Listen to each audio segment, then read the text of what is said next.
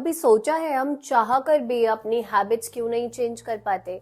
रोज सुबह उठते हैं, मिरर में देखते हैं कि पेट बड़ा हुआ है, हमें जिम जाना है पर जिम नहीं जा पाते। अगर जिम जाते हैं तो रेगुलर नहीं हो पाते। हमें पता है हम एक टॉक्सिक रिलेशनशिप में हैं, फिर भी उसी में रहते हैं। हमें पता है कि 6 महीने बाद हमारा एग्जाम है, उस एग्जाम में हमारी बैक आई हुई थी और हम पढ़कर अपना रिजल्ट चेंज कर सकते हैं, फिर भी नहीं करते। सवाल ये नहीं है कि हमें क्या करना चाहिए, सवाल ये है कि हम क्यों नहीं कर पाते। इसका एक ही जवाब है, pain and pleasure principle. Hello everyone, welcome to our channel. मैं हूँ खुशी गुप्ता और मैं हूँ भव्य अग्रवाल। और आज हम सिर्फ पेन और प्लेजर प्रिंसिपल को समझेंगे ही नहीं, लेकिन कुछ ऐसी प्रैक्टिकल टिप्स को भी जानेंगे जिससे आप अपनी डेस्टिनी को रीराइट कर सकते हैं। और अभी तक चैनल को सब्सक्राइब नहीं किया तो वीडियो को पॉज करो और पहले चैनल को सब्सक्राइब कर दीजिए।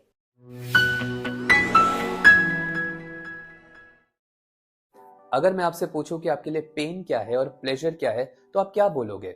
जनरली तो लोगों को लगता है वो सारी चीजें जो हमें दुख देती हैं वो पेन है और वो सारी चीजें जो हमें खुशी देती हैं वो प्लेजर है।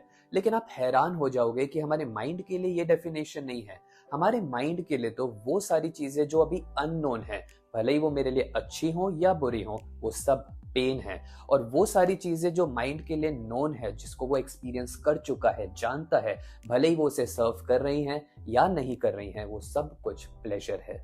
खुद सोचिए, जिम जाना, वो नए लोगों से मिलना, वो नए नए वर्कआउट करना, बॉडी का वो जो पेन आएगा, अभी हमारे लिए अननोन है, इसीलिए माइंड के लिए वो एक पेन है। लेकिन बेड पर सोते रहना, फोन स्क्रॉल करते रहना, माइंड जानता है, फेमिलियर है, इसीलिए कहीं ना कहीं वो उसके लिए प्लेजर बन चुका है। हमारे माइंड इसी कॉन्सेप्ट पे वर्क करता है कि वो हमेशा पेन को अवॉइड करेगा, भले ही वो कितना फायदे का क्यों ना हो, और हमेशा प्लेजर की ओर जाता है, भले ही वो कितना टॉक्सिक क्यों ना हो। अगर न्यूरो साइंस की भाषा में समझे तो न्यूरो साइंस का एक गोल्डन रूल है कि एनर्जी हमेशा पाथ ऑफ लीस्ट रेजिस्टेंस पे जाती है। इसको इजी लैंग्वेज में समझते हैं कि अगर मेरे हाथ में पानी है, अगर मैं पानी को नीचे रेत पर डालूं तो वो एक रास्ता बना लेगा। अब दोबारा मैं उस पानी को डालूं तो वो उसी रास्ते पर जाएगा जो रास्ता पहले बन चुका है। और पानी की तरह हमारा ब्रेन भी वैसे ही काम करता है, वो उन्हीं रास्तों पर चलना प्रेफर करता है जिस पर वो पहले चल चुका है, भले ही दूसरा रास्ता हैप्पीनेस का क्यों ना हो। क्योंकि हमारे ब्रेन का काम हमें जिंदा रखना है, उसका काम हैप्पीनेस क्रिएट करना नहीं है। और इसके लिए ब्रेन के पास एक ही डाटा है, पास्ट एक्सपीरियंसेस का। और आज आप देखोगे कि ये बहुत कॉमन है कि लोग सक्सेस से डरते हैं, हेल्दी रिलेशनशिप से अनकंफर्टेबल होते हैं, सब कुछ ठीक होते हुए भी वो एंग्शियस रहते हैं, क्योंकि उनके ब्रेन में सिर्फ एंजाइटी का ही डेटा है। और दोस्तों, आप देखोगे कि एक टॉक्सिक रिलेशनशिप है, हमें वहां से निकलना है, बट हम निकल नहीं पाते। क्यों? क्योंकि हमारे माइंड के लिए वो दर्द प्लेजर है। हमारा माइंड बोलता है कि यहाँ तो मैं सर्वाइव कर चुका हूँ, मुझे पता है इसमें क्या होने वाला है, तो उसके लिए नोन है। बट इस रिलेशनशिप के बाहर वो नया डायनामिक, नया कनेक्शन, नए लोग उसके लिए अननोन है। और हमने क्या समझा था, that unknown is equals to pain. इसीलिए हमारा माइंड हमें उसी लूप में रखता है। इसलिए जो पहले कभी एक्सपीरियंस हुआ ही नहीं, ब्रेन के पास उसके लिए डेटा ही नहीं है, वो उसको डेंजर मान लेता है। अब इसका सॉल्यूशन ये नहीं कि आप अपने आप को फोर्स कीजिए। सॉल्यूशन बस इतना सा है कि धीरे धीरे वो जो अननोन है बट आपको सर्व करता है, उसको धीरे धीरे नोन में लेकर आइए। बड़े एक्शन नहीं लेने हैं, माइक्रो एक्शन लेने हैं, क्योंकि आपका सबकॉन्शियस माइंड वो समझने के लिए लॉजिक नहीं मांगता, वो एक्सपीरियंसेस मांगता है। तो जब आप उस जिम में बस आज जाते हैं और कुछ नहीं, 10 मिनट ट्रेडमिल चलाते हैं, तो आपकी माइंड को लगता है, ओह ये तो बस इतना ही था, और आपका ब्रेन ऐसे धीरे धीरे उस अननोन को अडेप्ट करने लगता है। दूसरा, इसमें बहुत ज़्यादा ज़रूरी है कि हम जाने हमारा बॉडी और माइंड कनेक्टेड है। अगर कुछ भी नया करते वक्त आपका माइंड एंग्शियस है तो आपकी बॉडी भी टाइट फील करेगी, सांसें बहुत फास्ट चलेंगी, और उस वक्त ब्रेन को एक ही सिग्नल जाएगा कि ये एक्टिविटी अभी भी डेंजरस है। तो कोशिश कीजिए, कुछ भी नया करते वक्त जब वो छोटे छोटे एक्शंस ले रहे हैं, तो आप अपनी सांसों को थोड़ा सा काम रखिए, शोल्डर को थोड़ा सा रिलैक्स रखिए। अगर ब्रेन के पास ये सिग्नल गया कि इट इज फाइन, तो माइंड ये समझता है it is safe to follow. तीसरा इसमें बहुत ज्यादा जरूरी आ जाता है, and that is repetition over intensity. कहा जाता है कि Rome was not built in a day but Rome was built every single day.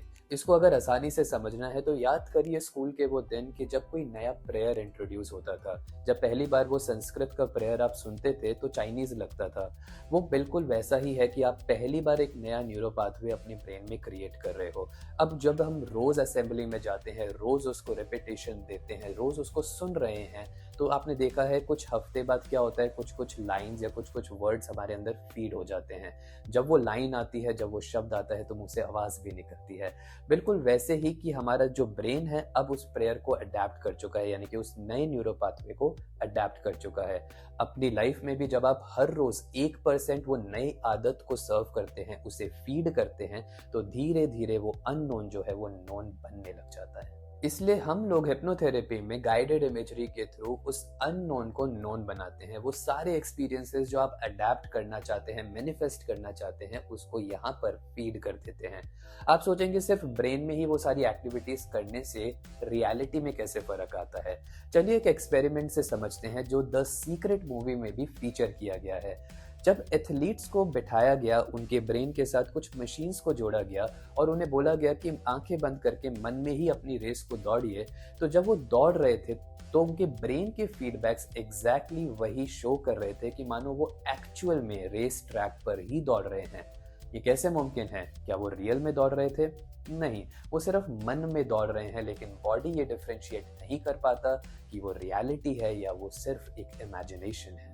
और इसीलिए आप देखो कि जब आपको रात को सपना आता है, कोई डरावना सपना है और आपकी एकदम से आंख खुल जाती है, तो आपकी बॉडी पसीना पसीना हो जाती है, आपका हार्ट रेट ऑलरेडी बढ़ा हुआ होता है। क्या वो रियलिटी में हो रहा था? नहीं ना, लेकिन आपकी बॉडी वो डिफरेंशिएट नहीं कर पाई।